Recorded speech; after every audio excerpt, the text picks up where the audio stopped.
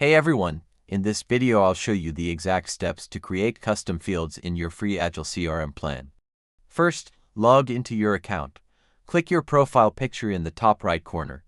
From the menu, click on Settings. In the Settings menu on the left, look for Fields. Click on it. Then, find and click Contact Fields. You will see a list of all fields. To create a new one, click the blue Add Custom Field button. A form will pop up. In the field name box, type your new field, like favorite product. Next, choose the field type.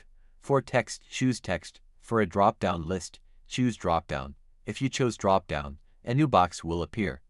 Type your options like Basic, Pro, Enterprise. When you're done, scroll down and click the blue Save button. Now, let's use it. Go to your contacts page and click on a contact's name. Scroll down their profile. You will see your new favorite product field.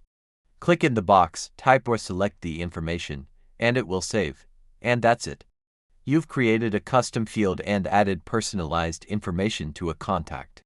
If this helped you personalize your CRM, please like and subscribe for more. See you next time.